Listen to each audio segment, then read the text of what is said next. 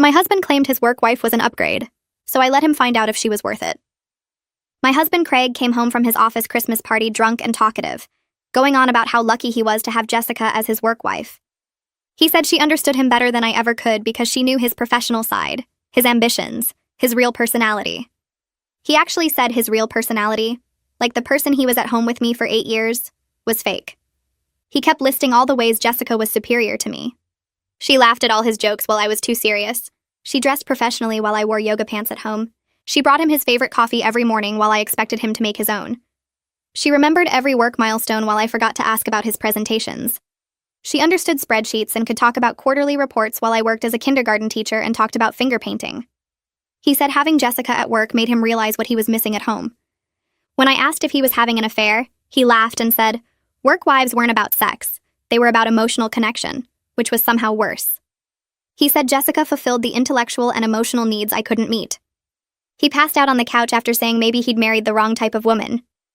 I spent the night thinking about those words. The next morning, Craig didn't remember the conversation, but I did. Every word. I started paying attention to how often Jessica came up in conversation. It was constant. Jessica thought his idea was brilliant. Jessica said his tie brought out his eyes. Jessica laughed so hard at his story she cried. Jessica stayed late to help with his project. Jessica. Then I met her at Craig's company picnic. She was exactly what I expected. 25, fresh from business school, hanging on every word from married men while ignoring the single ones. She called Craig her work husband in front of me and laughed like it was adorable. She knew things about our life I'd never told her, like what we argued about, my miscarriage last year, how much we spent on our mortgage. Craig had told his work wife everything about our real marriage. When I confronted Craig, he said I was being insecure, and Jessica was just a friend who happened to be female. He said work spouses were normal and I was overreacting. He said Jessica made his work life bearable, and I should be grateful she kept him happy at the office. He actually said I should thank her for making him not dread Mondays. That's when I decided to give Craig exactly what he wanted, a choice between wives. I called Jessica and invited her for dinner to thank her for being such a good friend to Craig. She accepted immediately, probably thinking she'd won some competition. During dinner, I was perfectly pleasant while asking innocent questions. How did she afford her apartment on an entry-level salary? She said Craig had co-signed her lease as a favor. How did she get to work since she didn't have a car? Craig drove her most days since they lived in the same direction. How did she pay for all those expensive work lunches? Craig covered them and she'd pay him back eventually. Who helped her with her workload when she fell behind? Craig stayed late to help because that's what work spouses do. After dinner, I presented them both with a proposition. Since Craig felt Jessica was better suited to his needs, and since they were already basically married at work, they should make it official. I would file for divorce, citing emotional infidelity. Craig could marry Jessica, and everyone would get what they wanted. Craig laughed, saying I was being ridiculous, but Jessica's face lit up. She said it wasn't the worst idea, that Craig did complain about me constantly, and they were more compatible. Craig went pale when Jessica eagerly agreed that this could work. I pulled out the divorce papers I'd already had drawn up. My lawyer had included everything, splitting assets, selling the house, and dividing retirement accounts. Half of everything Craig had worked for would be gone. Then I showed them the prenup template for their future marriage, protecting Jessica's assets from Craig, just like he'd lose half to me. Jessica's enthusiasm dimmed when she saw that Craig would leave our marriage with half his current worth, and she'd be starting fresh with a middle-aged man with financial obligations. I also showed them my resignation letter to Craig's company HR department, detailing their inappropriate relationship, the financial arrangements, and the emotional affair conducted on company time. The co-signed lease, the daily rides, and the covered lunches all violated company policy about manager-subordinate relationships since Craig was senior to Jessica, even though she wasn't his direct report. They'd both be fired immediately. Craig tried to backtrack, saying work wives were just a joke, that Jessica meant nothing. Jessica's jaw dropped. She said Craig complained about me constantly. She said they were more compatible. The words hung in the air while I stacked the papers, sliding them back into the folder with steady hands. Craig's mouth opened and closed like he was trying to find words that wouldn't make everything worse. Jessica's eyes went from Craig to me and back again, waiting for someone to say this was all a joke. I pushed my chair back, the legs scraping against the floor loud enough to make them both flinch. I thanked them for coming, my voice polite like I'd just hosted a book club instead of laying out the end of my marriage. Craig started to stand, but I was already walking toward the hallway, folder tucked under my arm. The guest bedroom door clicked shut behind me, the lock turning with a solid sound that felt final. I sat on the edge of the bed I'd made up earlier with fresh sheets, listening to the silence downstairs stretch out longer and longer. Their voices started maybe 20 minutes later, harsh whispers that carried up through the vents. I couldn't make out full sentences at first, just the angry rhythm of two people who'd stopped pretending to be on the same side. I moved closer to the door, pressing my ear against the wood. Jessica's voice came through clearer now, sharp and accusing.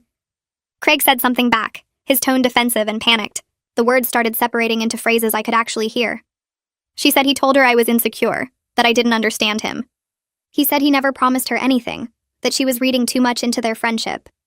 She said this was his fault for involving her, for making her think there was something real between them.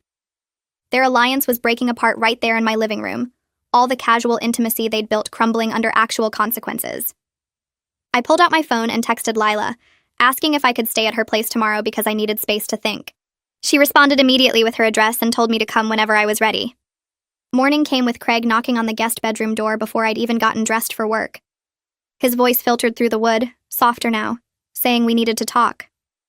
I opened the door still in my pajamas, arms crossed, waiting for whatever script he'd rehearsed overnight. He said we could fix this, that Jessica meant nothing, exactly the words I'd expected to hear. His face looked tired, like he hadn't slept, and part of me felt satisfied that he'd spent the night uncomfortable while I'd locked myself away. I told him I was staying at Lila's for a few days, that he needed to decide what he actually wanted, because I was done being dismissed and disrespected. He reached for my arm, but I stepped back, telling him not to touch me right now. His hand dropped and he nodded, looking smaller somehow in the morning light. I grabbed my work bag and left without breakfast, pulling out of the driveway while he stood in the doorway watching me go. My phone buzzed 3 times before I even made it to the school. Jessica's texts came through one after another, each message more desperate than the last. The first one asked if I was really going to file the HR complaint. The second one said she was sorry if she'd misunderstood the situation. The third one begged me to call her so we could talk about this like adults. I deleted all 3 without responding, focusing on the kindergarten classroom waiting for me where finger paint and story time had nothing to do with work wives or emotional affairs. The kids didn't care that my marriage was falling apart. They just wanted to show me their drawings and tell me about their weekend adventures. Lila's apartment smelled like vanilla candles and the lasagna she'd made for dinner. She opened the door and pulled me into a hug before I'd even set down my overnight bag. We ate on her couch with plates balanced on our knees, and somewhere between the second and third glass of wine, I started crying. Not the quiet tears I'd held back all day, but ugly, gasping sobs that made my whole body shake. 8 years of marriage ending this way, because Craig decided Jessica understood spreadsheets better than I understood him. Lila held me while I cried, rubbing circles on my back like I did for my kindergarten students when they scraped their knees at recess. She reminded me that I didn't cause this, that Craig's choices and Jessica's willing participation created this situation. When I finally stopped crying enough to breathe normally, she asked the hard question I'd been avoiding. Did I actually want the divorce, or was I just trying to scare them into understanding consequences? The next 2 days blurred together in Lila's spare bedroom, sleeping late and thinking about what I actually wanted instead of what Craig deserved. The truth sat heavy in my chest every time I tried to imagine going back to normal. I wasn't sure I could ever trust him again after hearing him call me too serious, after learning he told Jessica I didn't understand his real personality. Lila helped me see what I'd been trying not to admit. Even if Craig ended things with Jessica completely, the fundamental disrespect he'd shown me revealed how he really felt about our marriage. He'd spent months making me feel crazy for being uncomfortable, dismissing my concerns while building emotional intimacy with someone else. That didn't just go away because he got caught and panicked about consequences. Craig called 6 times the first day, 9 times the second day, each call going straight to voicemail. I let him sit with the uncertainty the same way he'd made me feel insecure for months, while Jessica's name came up constantly in conversation. On the 3rd day, Ambrosia called from her office. Her voice was professional and calm, telling me Craig had contacted her asking about the divorce papers and whether I was serious. I told her I needed a few more days to decide, but to proceed with initial filings anyway, to show Craig I wasn't bluffing. She said she'd handle it and reminded me not to communicate directly with Craig while we figured out next steps. After we hung up, I felt both relieved and terrified, like I'd just jumped off something tall without checking how far down the ground was. Jessica's car was parked next to mine when I walked out of the elementary school at dismissal. She leaned against the driver's side door looking exhausted, dark circles under her eyes like she hadn't been sleeping either. The other teachers walked past giving me curious looks, probably wondering who this young woman was waiting by my car. Jessica pushed off the door when she saw me, her arms wrapped around herself despite the warm afternoon. She demanded to know what I wanted from her, her voice shaking between anger and something that might have been fear. She said she never meant to hurt me, that she didn't realize how serious things were with Craig. I unlocked my car and tossed my work bag in the back seat before responding. I told her that ignorance wasn't an excuse when you're calling yourself someone's work wife and accepting financial support from a married man. She stepped closer, blocking my driver's side door, insisting she needed to explain her side. Jessica tried to paint herself as the victim while parents picked up their kids 50 feet away. She said Craig pursued her, made her think his marriage was basically over, told her I didn't understand him. I pulled out my phone and opened the photos I'd saved, screenshots of Craig's credit card statements from the past 6 months. I held the screen up so she could see every lunch and coffee he'd bought her, every charge at restaurants he'd told me were business meetings. I scrolled through them slowly, highlighting the dates when he'd come home and told me we needed to budget more carefully. Her face went pale as she realized how much documentation I had, how carefully I'd been paying attention while they both assumed I was too serious and too busy with finger painting to notice. She stopped talking, her mouth opening and closing without sound, and I told her to move away from my car. She did, stepping back onto the sidewalk while I climbed in and drove away without looking back. The email from Faisal arrived the next morning while I was setting up art supplies for my class. The subject line said HR investigation meeting request, and my stomach dropped, so fast I had to sit down at my desk. Making this official meant there was no going back, no pretending this was just a scare tactic to make Craig and Jessica understand consequences. Part of me felt guilty for potentially destroying Craig's career, for being the person who reported him and set all this in motion. I texted Lila during my lunch break, telling her about the email and the guilt eating at me. She wrote back immediately, reminding me that Craig destroyed his own career by violating company policy. She said I was just holding him accountable for choices he made every single day for months. Faisal's office was smaller than I expected, with generic corporate art on the walls and a desk covered in neat stacks of folders. He stood when I walked in 2 days later, shaking my hand with a firm grip and gesturing to the chair across from his desk. I'd brought everything in a large envelope, the co-signed lease documents, printed text messages between Craig and Jessica, even a written account of Craig's drunken confession about their emotional affair. Faisal opened the envelope carefully, spreading the documents across his desk like evidence at a crime scene. His face stayed professional, but I could see the concern growing as he read through everything, especially when he got to the financial entanglement between a senior employee and junior subordinate. He explained the investigation would take 2 to 3 weeks, that both Craig and Jessica would be interviewed separately, that I might need to answer follow-up questions. I nodded and signed the formal complaint form, my hand steady even though my heart was racing. When I left his office, the envelope stayed behind on his desk, and I knew I'd just made everything real in a way that couldn't be undone. I spent 3 days at Lila's place before going back to the house for more of my things.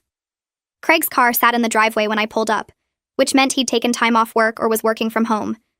I grabbed empty boxes from my trunk and let myself in through the front door, heading straight for the bedroom without calling out to him. My hands moved quickly through the closet, pulling clothes off hangers and folding them into boxes while my heart hammered against my ribs. I heard his footsteps on the stairs before I saw him, heavy and deliberate, and when he appeared in the doorway, his face was red with anger instead of the apology I'd half expected. He blocked the exit with his body and started yelling about how I was ruining his life over a friendship, how Jessica was just a coworker, and I was blowing everything out of proportion. I kept folding clothes while he talked, not looking at him, letting his words wash over me without response. He got louder when I didn't react, accusing me of filing false reports with HR and trying to get them both fired out of spite. I finally stopped packing and turned to face him, my voice calm and steady when I pointed out that if Jessica was just a friend, he wouldn't have told her about my miscarriage or our mortgage or every argument we'd ever had. He opened his mouth to respond, but nothing came out, his face going from red to pale as my words sank in. I went back to packing while he stood there in silence. Then he tried a completely different approach, his voice suddenly soft and apologetic. He said he was drunk and stupid at the Christmas party, that he didn't mean any of the things he said about Jessica being an upgrade. I pulled open my dresser drawer and started removing clothes without looking at him, asking about the other 364 days of the year when he came home talking about Jessica constantly. I asked about all the times I'd told him I was uncomfortable with their relationship, and he'd called me insecure and told me to stop overreacting. I asked about the months of dismissing my feelings and making me think I was crazy for being bothered by his work wife. He had no real answer, just more excuses about work stress and how Jessica was easy to talk to because she understood his professional life. I taped up the box I'd filled and started on another one, telling him that his excuses didn't change what he'd done or how he'd made me feel for months. He followed me around the bedroom while I packed, trying different angles and approaches. But I kept my responses short and focused on getting my things together. By the time I'd filled 4 boxes with clothes and personal items, he'd gone quiet again, just watching me with this wounded expression like I was the villain in our story. I loaded the boxes into my car while Craig stood in the doorway watching, then went back inside for one more trip. He was sitting on the couch when I came back down with my laptop and some books, his head in his hands, but I walked past him without stopping. Before I left, I turned around and told him he had 2 weeks to decide if he wanted to contest the divorce or accept the settlement terms, and that the HR investigation would continue no matter what he chose. He looked up at me then with something like desperation in his eyes, but I walked out and closed the door behind me without waiting for a response. Back at Lila's apartment, I unpacked my boxes into the guest room she'd cleared out for me, hanging clothes in the small closet and stacking books on the nightstand. My phone rang while I was organizing my things, and I didn't recognize the number, so I let it go to voicemail. When I checked the message later, Jessica's voice came through the speaker, shaky and tearful, begging me to call her back. I deleted it without listening to the whole thing and went back to unpacking. She called again an hour later from the same blocked number, and this time I answered on the 3rd ring.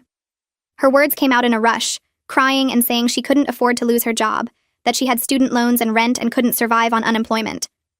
I felt a quick flash of sympathy before remembering how excited she'd looked at dinner when she thought marrying Craig meant financial security without consequences. I told her she should have thought about employment issues before building her entire life around financial support from a married man who was senior to her at work. She started to argue, saying it wasn't like that, but I hung up before she could finish her sentence. Lila came home from the school while I was sitting on the guest bed staring at my phone, and she took one look at my face and asked what happened. I told her about Craig's anger and Jessica's desperate phone call, and she sat down next to me on the bed while I talked through everything. She listened without interrupting until I was done, then asked if I thought I was being too harsh by not withdrawing the HR complaint. I thought about it for a minute, really considered the question instead of just reacting, then told her that both Craig and Jessica made choices knowing they were crossing boundaries. Craig chose to co-sign Jessica's lease and drive her to work every day, and cover her lunches while telling me we needed to budget more carefully. Jessica chose to accept all that help and call herself his work wife, and share details about his marriage that should have stayed private. Lila nodded and pointed out that I wasn't responsible for protecting them from consequences they created through their own actions. She reminded me that company policies exist for exactly this kind of situation, to prevent senior employees from creating inappropriate relationships with junior staff that could lead to favoritism or worse. We talked for another hour about whether consequences were the same as revenge, and whether I was doing this for justice or just to hurt them back. I admitted I didn't know anymore. That part of me wanted them to understand how their choices affected other people, but another part of me just wanted them to hurt the way I'd been hurting for months. Lila said both things could be true at the same time, that I could want accountability and also want them to suffer, and that didn't make me a bad person. She ordered pizza for dinner and we ate while watching reality TV, not talking about Craig or Jessica or divorce papers, just existing in the moment without all the heavy stuff weighing on us. 2 weeks passed in a blur of teaching kindergarten during the day and staying at Lila's apartment at night. I'd started to relax into a routine when Ambrosia called on a Tuesday afternoon while I was cleaning up paint supplies after art time. She said Craig had contacted her office wanting to negotiate the divorce terms instead of contesting them, which meant he'd accepted that this was really happening. I felt something loosen in my chest at that news, relief mixed with sadness that our marriage was officially ending. Then Ambrosia explained his proposed terms, and the relief disappeared. Craig wanted me to take 40% of our assets instead of 50%, in exchange for withdrawing the HR complaint against him and Jessica. I actually laughed out loud in my empty classroom, a bitter sound that surprised me with its harshness. I told Ambrosia he still didn't understand that this wasn't about money or revenge. It was about respect and accountability for choices he made every single day for months. She asked if I wanted to hear the full proposal before deciding, and I said no. Tell him I want the 50-50 split as originally outlined, and the HR investigation would proceed on its own timeline. She said she'd pass along my response and warned me that Craig might not take it well, but I told her I didn't care how he took it anymore. That evening, I was helping Lila make dinner when someone started pounding on her apartment door hard enough to rattle the frame. Lila's boyfriend was there too, and he answered it while we stood back in the kitchen, and I heard Craig's voice immediately, loud and angry, and demanding to know why I was being so unreasonable. Lila's boyfriend is tall and broad-shouldered, and he filled the doorway completely, telling Craig in a calm but firm voice to leave, or he'd call the police. Craig tried to push past him to get to me, but Lila's boyfriend didn't move, just repeated that Craig needed to leave the property now. I stayed in the kitchen with Lila, my hands shaking while I gripped the counter, listening to Craig yell about how I was destroying his life and taking everything he'd worked for. Lila's boyfriend pulled out his phone and started dialing, and that's when Craig finally backed off, his voice fading as he walked away down the hallway. We heard his car start in the parking lot a minute later, the engine revving too loud before he drove away. Lila's boyfriend came back inside and locked the door behind him, asking if I was okay, and I nodded even though I wasn't sure it was true. The three of us sat down to eat the dinner we'd made, but I couldn't taste anything. My mind stuck on Craig's anger and the realization that he finally understood I was serious about the divorce. The next morning, Ambrosia called again to schedule a meeting about the financial details of the divorce, and I took a personal day from the school to meet her at her office downtown. She spread papers across her desk showing our joint accounts, the house value, retirement funds, and everything else we'd built together over 8 years. Half of everything sounded fair and reasonable when she first explained it weeks ago, but seeing the actual numbers made my stomach drop. Selling the house meant losing the place where I'd thought I'd raise kids someday, where I'd painted the walls and planted flowers and built a life. Splitting the retirement accounts meant starting over financially at 35, rebuilding savings and security from scratch. Ambrosia walked me through each line item with professional efficiency, explaining timelines and tax implications and legal requirements, but my mind kept wandering to the bigger picture. I'd be living in a smaller apartment, watching my budget carefully, maybe working summer school to make ends meet. The panic started in my chest and spread outward, making my hands shake and my breathing shallow, and I had to ask Ambrosia to stop talking for a minute while I pulled myself together. She got me a glass of water and waited patiently while I drank it and tried to calm down. The panic wanted to turn into regret, wanted me to wonder if I was making a huge mistake by ending my marriage over hurt feelings and wounded pride. Then I remembered Craig drunk at the Christmas party saying Jessica was an upgrade, calling her superior to me in every way that mattered to him, and the panic shifted back to determination. I told Ambrosia to proceed with everything as planned, that I wanted the 50-50 split, and I wasn't interested in any more of Craig's negotiations. The following week, Faisal from HR called and asked if I could come in for a follow-up interview about the investigation. I met him at a coffee shop near his office since I didn't want to go to Craig's workplace, and he had a folder full of notes and printed emails when I sat down across from him. He asked detailed questions about the timeline of Craig and Jessica's relationship, when I first noticed the financial arrangements and what Craig's exact position was in the company hierarchy. I answered everything as clearly as I could, providing dates and examples and showing him more screenshots from Craig's credit card statements. Faisal made notes while I talked, his expression neutral and professional. Then he told me something that surprised me. Jessica had tried to claim Craig forced the financial arrangements on her, that she'd felt pressured to accept his help because he was senior to her, even though he wasn't her direct supervisor. But text messages between them showed a different story, with Jessica actively requesting his help with the lease and asking him to cover lunches she promised to pay back later.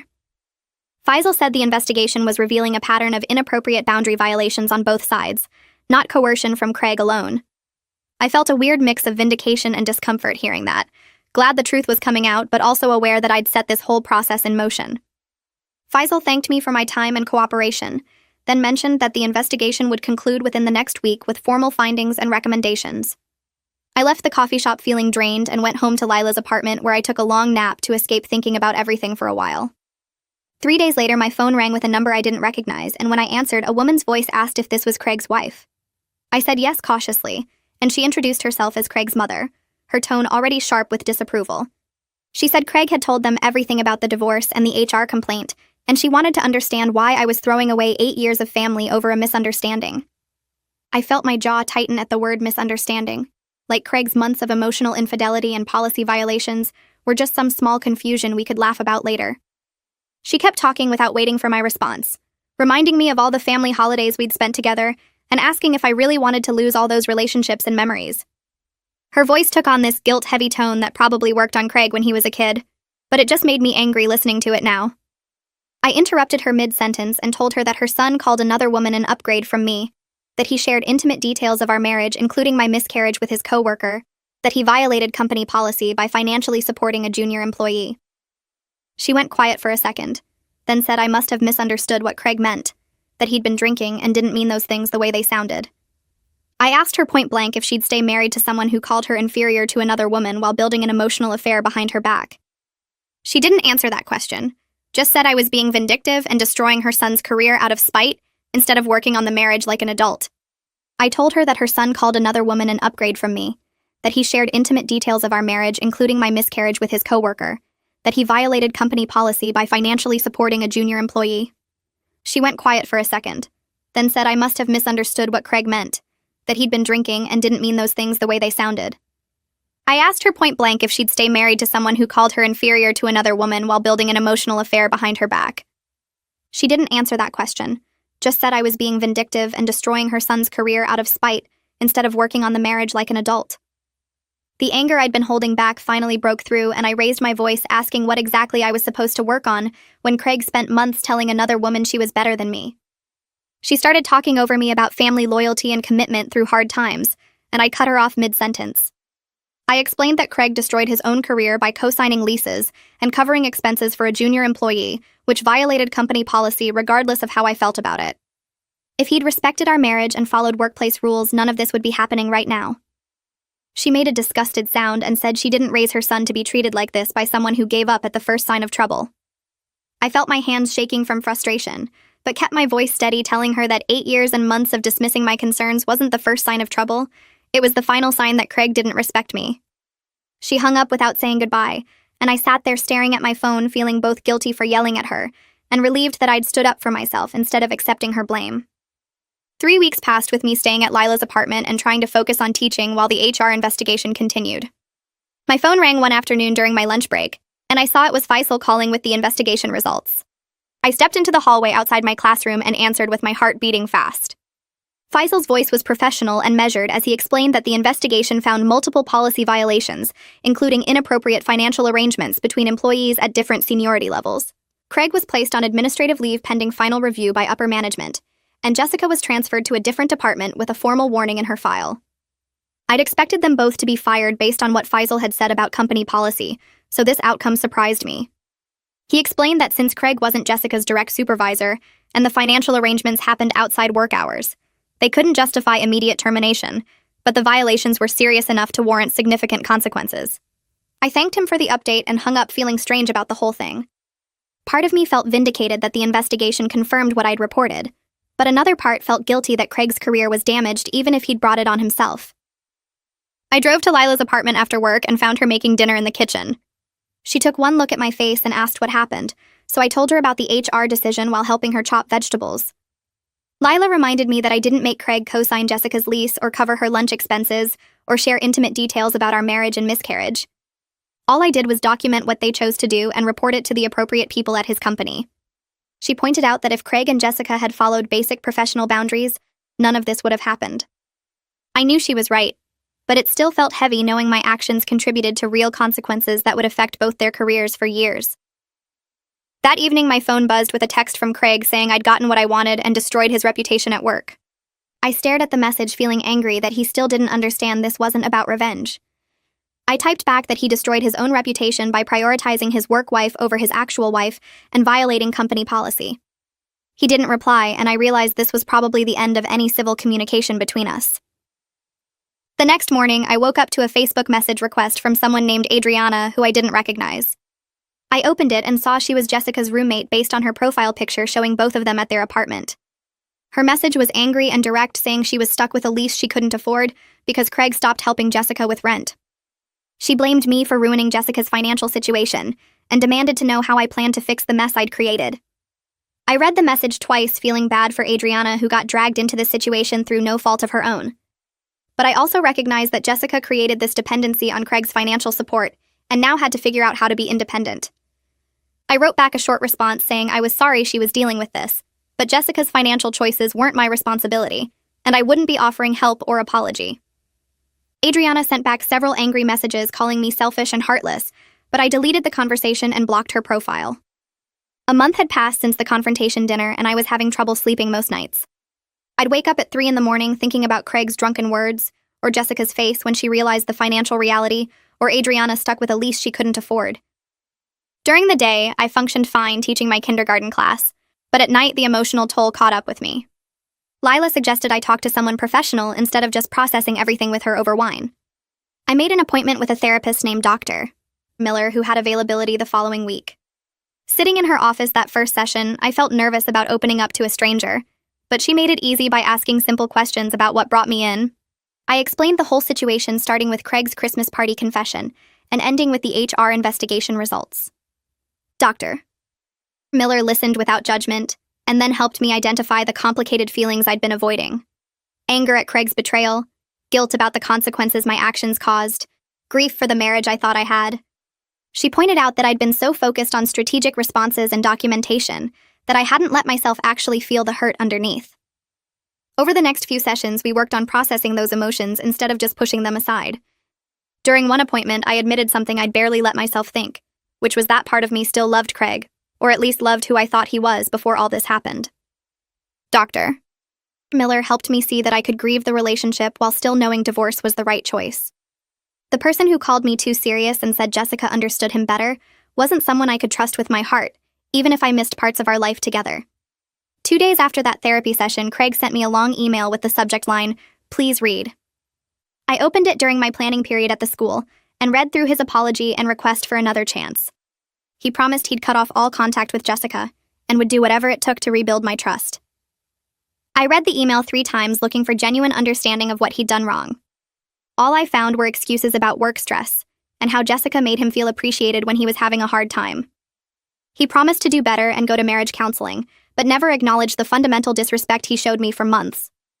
The email focused on his feelings and his struggles without really addressing how his actions affected me. I saved the email to my drafts folder and spent the rest of the day thinking about how to respond. That evening, I wrote back a shorter email explaining that this wasn't about Jessica specifically, even though she was part of it. The real issue was how he talked about me to her, dismissed my feelings when I raised concerns, and built an emotional closeness with someone else while calling me insecure for noticing.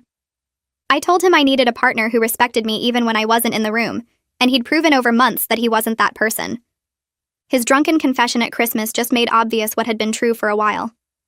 I hit send before I could second-guess myself, and then turned off my phone for the night.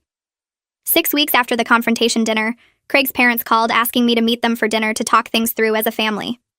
I almost said no, but decided one final conversation might provide closure. I told them I'd meet them at a restaurant downtown and asked if I could bring Lila for support. Craig's mother sounded annoyed about that, but agreed. The night of the dinner, I dressed carefully in nice jeans and a sweater, wanting to look put together and confident. Lila drove us to the restaurant and squeezed my hand before we walked inside. Craig's parents were already seated at a corner booth looking serious and uncomfortable. His father stood to hug me, but his mother just nodded stiffly. We ordered drinks and appetizers while making awkward small talk about the weather and my teaching job. Then Craig's father cleared his throat and said he wanted to understand my perspective on everything that happened. He suggested marriage counseling and a fresh start, saying every marriage goes through rough patches. I appreciated that he was trying to be fair, but his mother couldn't help making pointed comments about me being unforgiving and throwing away 8 years over a misunderstanding. I set down my water glass and looked directly at Craig's mother. Her lips were pressed together in that way she had when she disapproved of something, but didn't want to say it outright. I took a breath and started listing everything Craig had said about me that night after the Christmas party. How I was too serious and didn't laugh at his jokes. How I didn't understand his real personality because I wasn't part of his work life. How Jessica was better suited to his needs because she brought him coffee and remembered his presentations. How he'd married the wrong type of woman. Craig's father stopped cutting his steak and stared at me with his mouth slightly open. His mother started shaking her head before I even finished. She waved her hand in the air and said Craig was drunk and people say stupid things when they're drunk. I leaned forward and asked her a simple question. Would she stay with Craig's father if he spent months building an emotional relationship with a younger woman, told that woman all their private business, including medical issues, helped her financially, drove her to work every day, and then came home drunk one night to say the other woman was an upgrade? Would she forgive that because he was drunk when he finally admitted what he'd been thinking for months? The table went quiet. Craig's father cleared his throat and looked at his wife, but she wouldn't meet his eyes. Lila squeezed my hand under the table. Craig's mother's face turned red and she said I was twisting things to make Craig look worse than he was. She said every marriage had rough patches and I was being unforgiving. I felt something snap inside me. I asked her how many rough patches were included your husband violating company policy to financially support another woman. How many were included him sharing details about your miscarriage with his coworker? How many were included him calling you inferior to someone half your age? She opened her mouth, but nothing came out. Craig's father rubbed his face with both hands and said he didn't know it had gone that far. His mother recovered and said I was being cold and calculating by documenting everything, that I'd set Craig up by inviting Jessica to dinner and trapping them both. I stood up from the table because I was done. I told her the only reason anyone believed me was because I had documentation. Craig had spent months making me feel crazy for being uncomfortable with Jessica. He'd called me insecure and jealous and told me I was overreacting. Without proof, everyone would have taken his side and said I was imagining things. The documentation wasn't a trap. It was protection. Lila stood up with me and put money on the table for our meals. Craig's mother called after us saying we were being dramatic, and couldn't we just sit down and talk like adults? I turned back and told her I'd tried talking to Craig for months, and he'd dismissed me every time. I was done talking.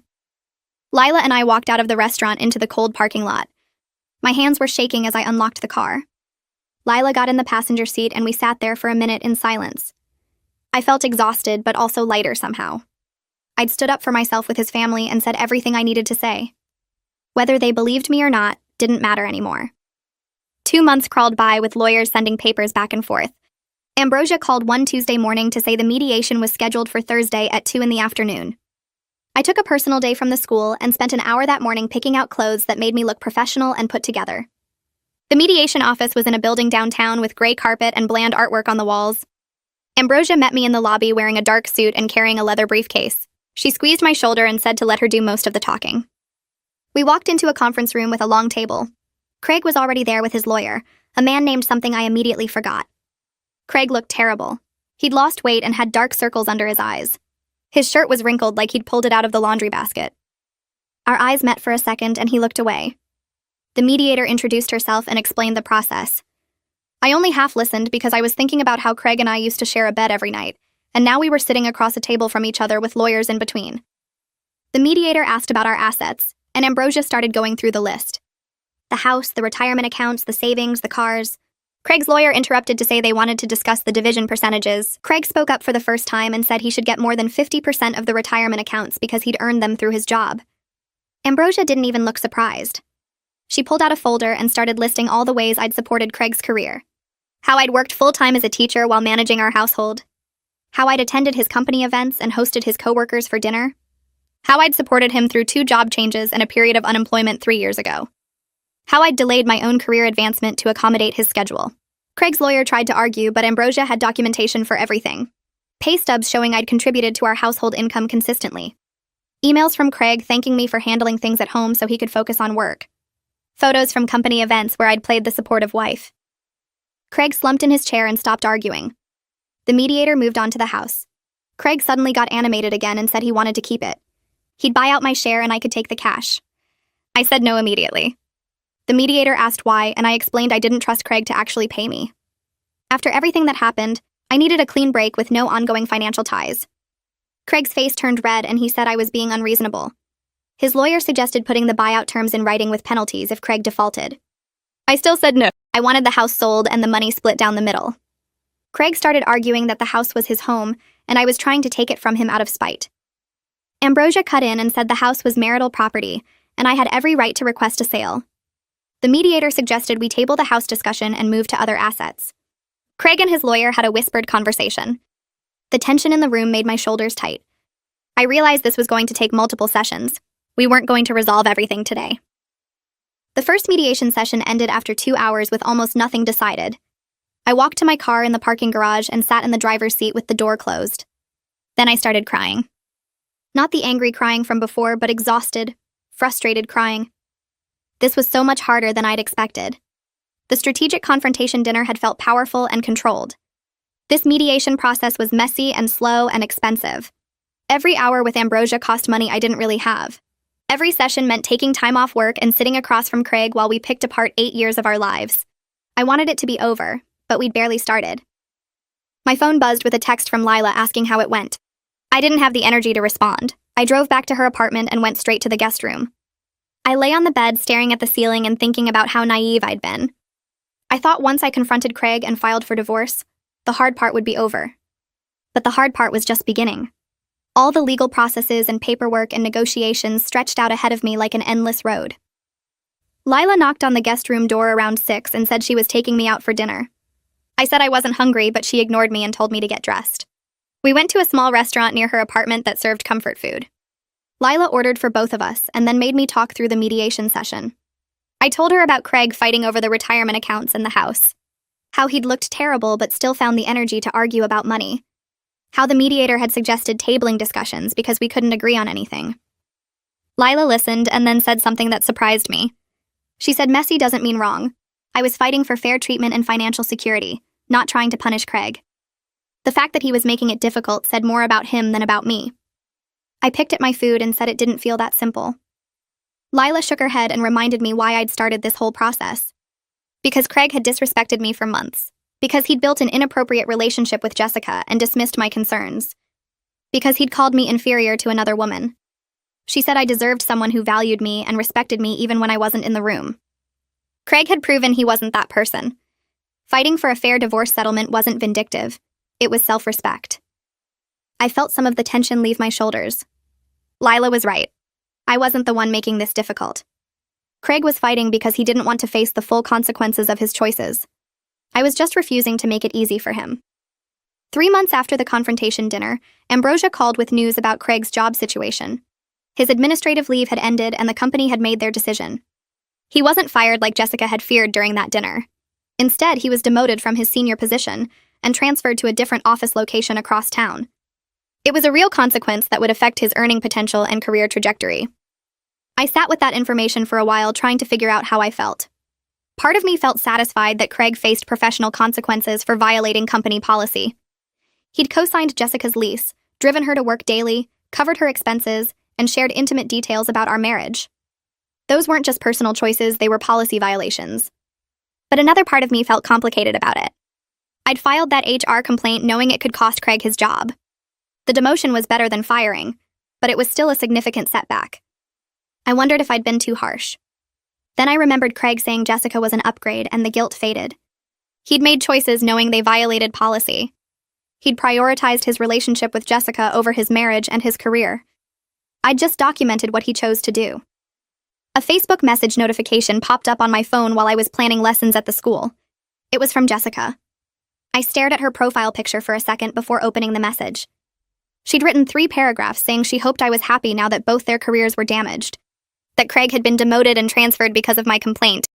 That she'd been moved to a different department with a formal warning on her record.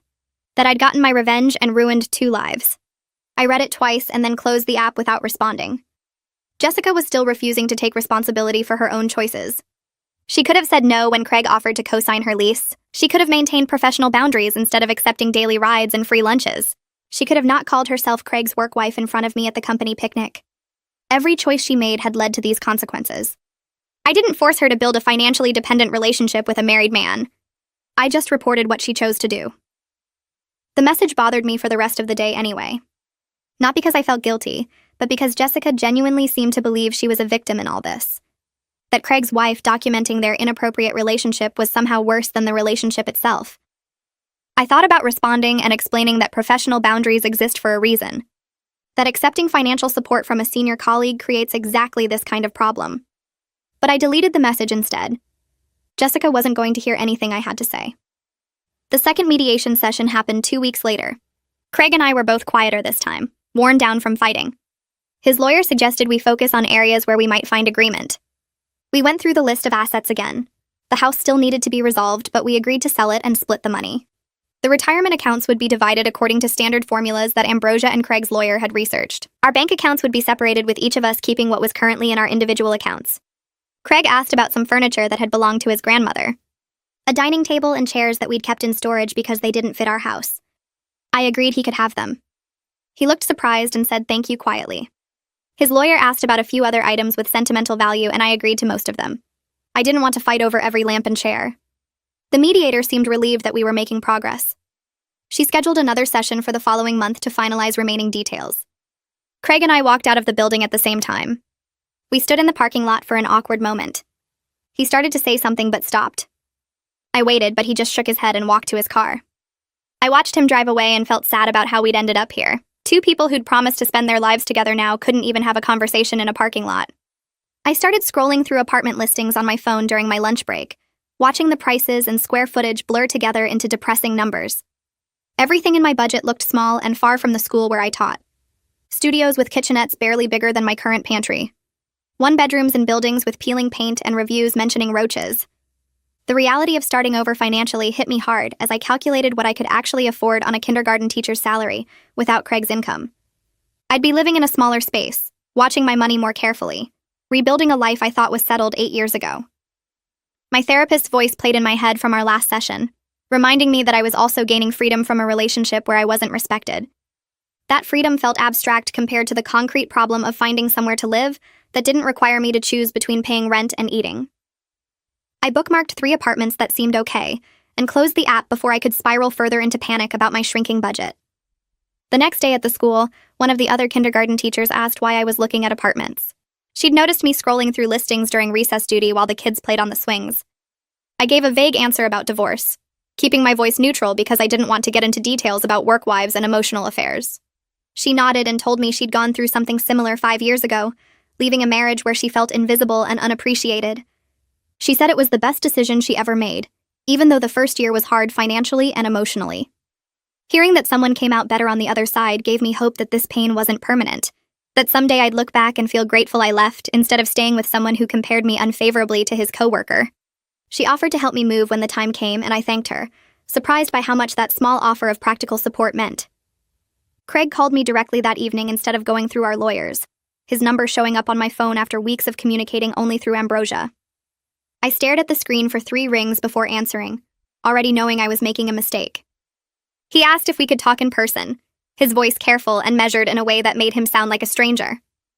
Against my better judgment and definitely against Ambrosia's advice from our last meeting, I agreed to meet him at a coffee shop halfway between his new apartment and Lila's place.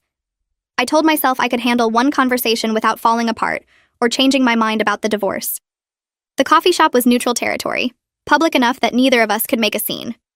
When I arrived, Craig was already sitting at a corner table with 2 cups of coffee, one pushed across to my usual seat. He looked different, older and more tired, with lines around his eyes I didn't remember being so deep. I wondered if I looked the same way, marked by months of fighting and paperwork and sleepless nights processing the end of everything we'd built together. Craig started talking before I even sat down fully, telling me he'd been in therapy for the past 6 weeks.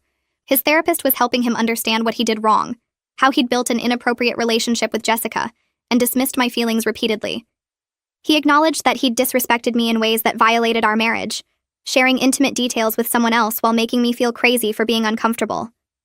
The words sounded rehearsed, like he'd practiced this speech multiple times before meeting me.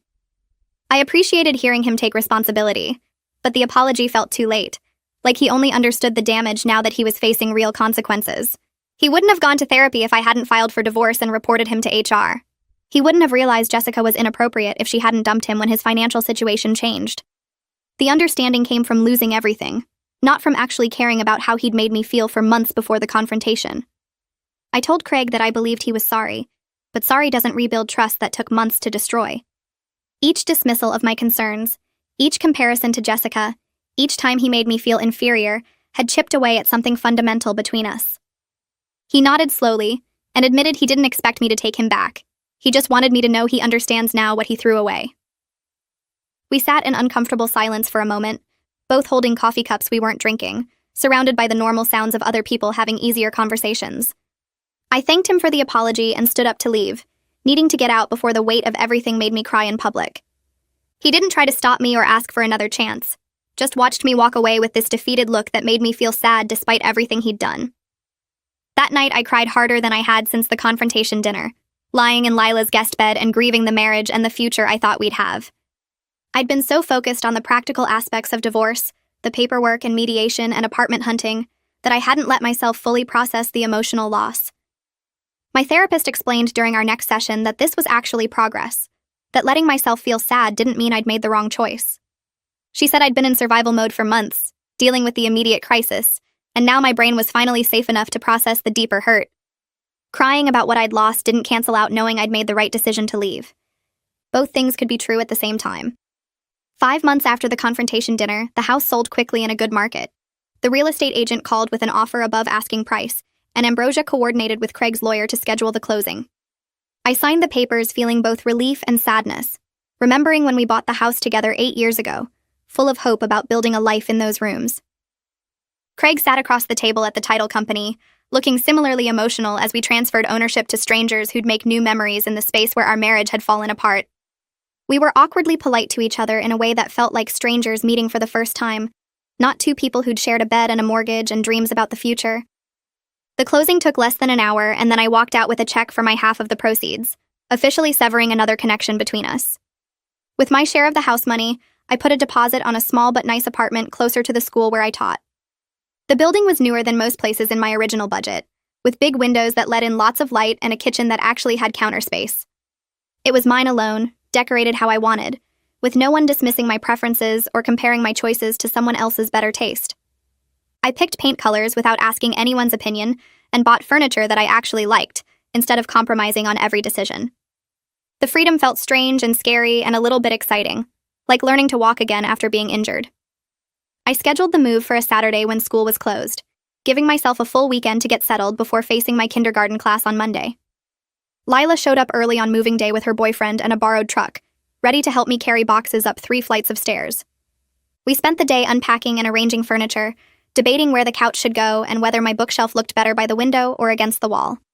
She brought cleaning supplies and helped me scrub down the kitchen before putting away dishes.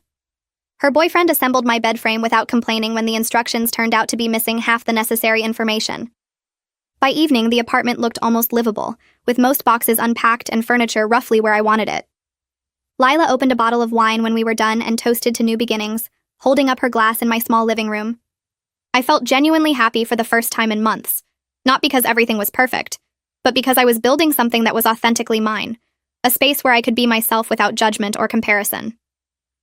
The final divorce papers arrived 6 weeks later, officially ending 8 years of marriage with my signature on legal documents. I sat at my new kitchen table and read through the decree, seeing our relationship reduced to asset division and settlement terms. I signed them with a mix of sadness and relief, acknowledging that this chapter was truly closed now. Then I took myself out for a nice dinner at a restaurant I'd always wanted to try, sitting alone at a table and ordering whatever I wanted without considering anyone else's preferences. I wasn't celebrating the divorce exactly, but I was acknowledging that I'd survived something hard and came out stronger on the other side. I'm pushing my cart through the produce section 2 weeks later when I see her by the tomatoes. Jessica freezes with her hand halfway to a package, and we lock eyes across a display of bell peppers. She looks different without the professional polish, wearing jeans and a sweatshirt, hair pulled back in a messy ponytail. For a second, neither of us moves, both of us probably calculating whether we can pretend we didn't see each other. She opens her mouth like she's going to say something, then closes it again. Her face cycles through what looks like embarrassment, anger, and resignation, before settling on carefully blank. She gives me a tense nod, the kind you'd give a stranger you accidentally made eye contact with, then quickly grabs whatever tomatoes are closest and hurries toward the checkout lanes. I stand there holding my shopping list, watching her disappear around the corner display of canned goods. The anger I expected to feel doesn't come. Instead, I just feel tired of the whole mess, exhausted by months of drama and legal proceedings and emotional processing. I finish my shopping and drive home to my apartment, realizing somewhere between the dairy aisle and the parking lot that I don't want to waste any more energy thinking about her or what happened. My life is moving forward, and she's just someone I used to know through the worst period of my marriage. My therapist's office becomes a place where I slowly piece myself back together over the following weeks. We work on separating my identity from being Craig's wife, figuring out who I am when I'm not defined by that relationship. She asks me what I liked to do before I got married, what hobbies I gave up, what friendships I let fade because Craig didn't like my friends or didn't want to spend time with them. I realize I'd slowly made myself smaller to fit into his life, agreeing with his preferences and dismissing my own interests as less important. She suggests I try something I'd always wanted to do, but never made time for. Something just for me that has nothing to do with teaching or my old life with Craig. I remember always wanting to try pottery after seeing a class advertised at the community center years ago, but Craig said it was a waste of money for a hobby I'd probably quit. I sign up for a beginner pottery class that meets Tuesday evenings, spending my first session making a lumpy bowl that barely holds its shape. The instructor is patient and encouraging, showing me how to center the clay and use steady pressure. I'm terrible at it, but I love the feeling of creating something with my hands, the focus required to shape the spinning clay. Between therapy sessions, I start reaching out to friends I'd neglected during my marriage, people I'd slowly stopped calling because Craig found them boring or annoying. My college roommate is thrilled to hear from me, and we meet for lunch, catching up on years of life changes. She's divorced too, further along in her healing, and she tells me it gets easier, but takes longer than you expect. At the school, I throw myself into teaching with fresh energy, planning elaborate art projects and storytime activities that make my kindergartners excited to come to class. Slowly, week by week, I remember parts of myself I'd forgotten existed, and start discovering new interests I never had time to explore before. My phone buzzes with a text 6 months after the confrontation dinner, and Craig's name on the screen makes my stomach clench out of habit, before I remember I don't have to be afraid of what he thinks anymore. The message is short and almost formal, saying he's moving to the new office location in another city and hoping I'm doing well. I stare at the words for a long time, remembering 8 years of marriage and how we got from there to here. Part of me wants to ignore it. Another part wants to send something angry about everything he put me through. Instead, I type back a simple response wishing him well and meaning it more than I expected to. I don't wish him harm or want him to suffer. I just don't want him in my life anymore, taking up space in my head and my heart. The divorce taught me I can't control what he does or how he treats people. I can only control my own responses and choices. I hit send and then delete his contact information from my phone, one more small step toward moving on completely. That evening, I sit in my apartment eating dinner alone, and the silence feels peaceful instead of lonely like it used to. I've built a life that's mine, filled with pottery classes and reconnected friendships and kindergarten students who think I'm the best teacher ever. Craig moving away feels like the universe's way of giving me permission to close that chapter completely and focus on writing new ones. One of my students, a little girl named Ava with pigtails and a gap-toothed smile, hands me a drawing during free playtime the next week. It's a crayon picture of a butterfly emerging from a cocoon, the butterfly colored in bright purple and pink with careful attention to detail. She tells me she learned about butterflies from a library book and wanted to draw one for me because I'm always nice to her. I thank her and pin it to my desk, but later that afternoon I'm grading worksheets and I look at the drawing again and suddenly I'm crying. The metaphor hits me so hard I have to put down my pen and just sit with the emotion washing over me. Change is uncomfortable and sometimes painful, breaking out of the safe cocoon and becoming something new and vulnerable.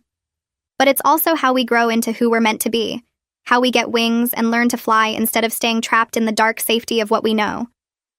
I think about who I was a year ago, unhappy but comfortable in my routine, ignoring Craig's emotional affair because confronting it meant risking everything.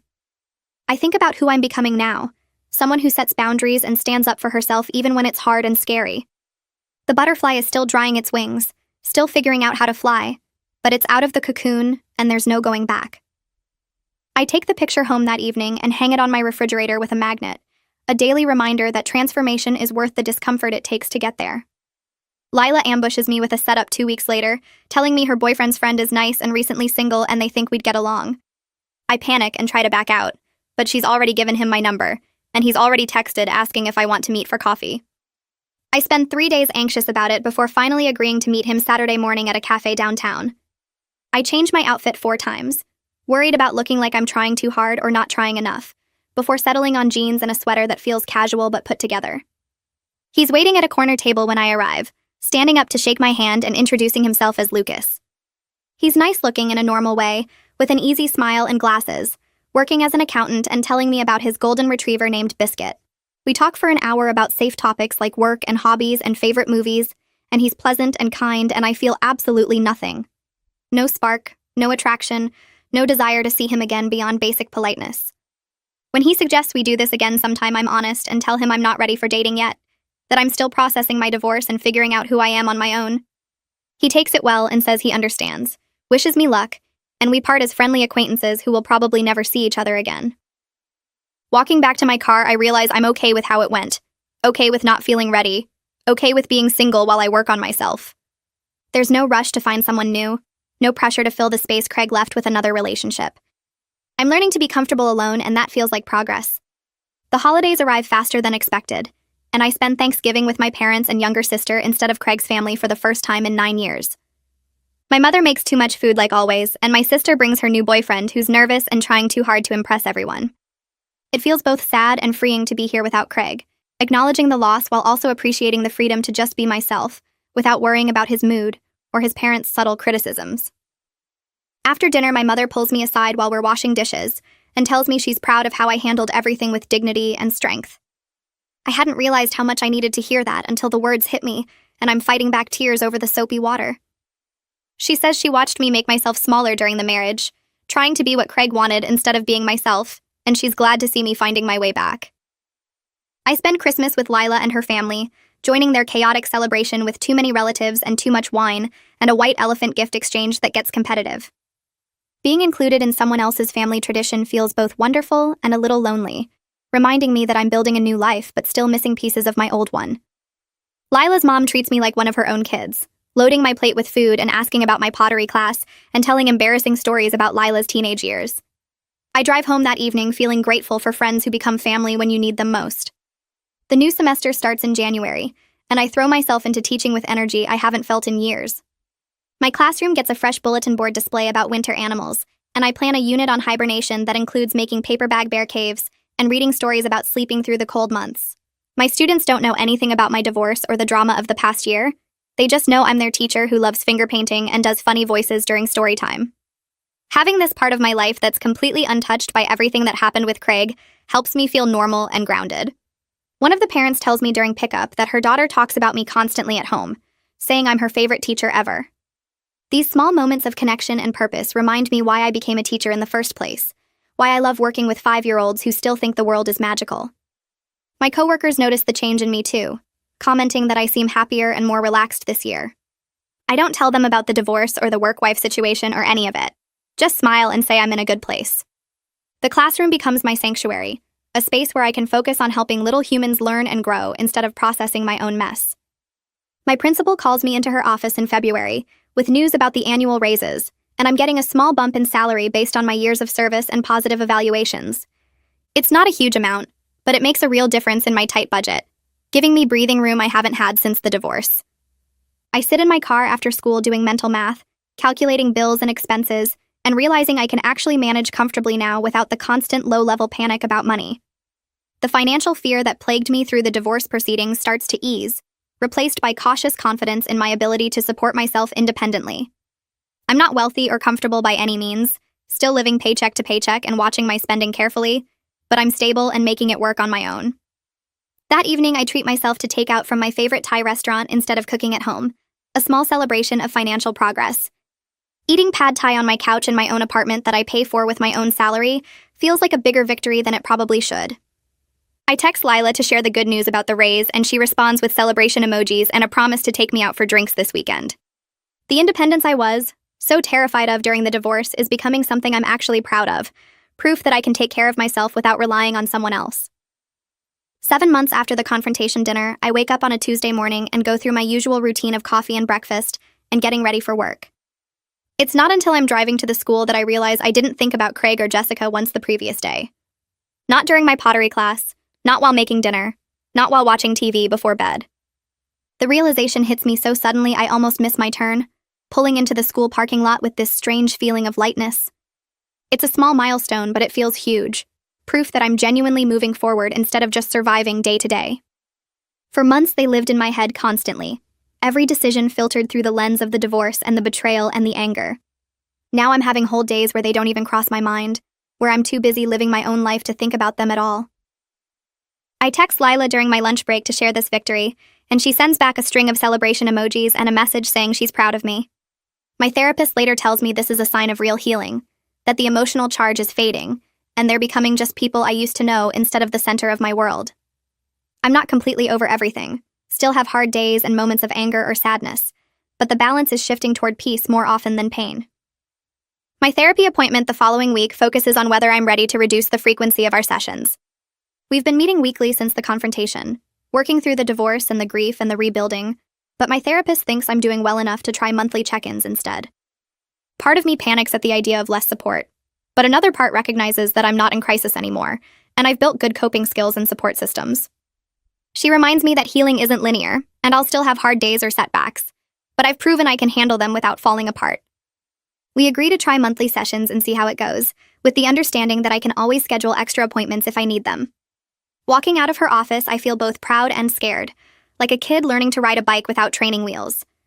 The support is still there if I need it, but I'm ready to try managing more on my own. That evening, I update my calendar with the new therapy schedule and look at all the other things filling my time now. Pottery class, dinner with friends, school events, a weekend trip Lila and I are planning. My life is full in ways it wasn't during my marriage, busy with activities and people that make me feel like myself instead of just Craig's wife.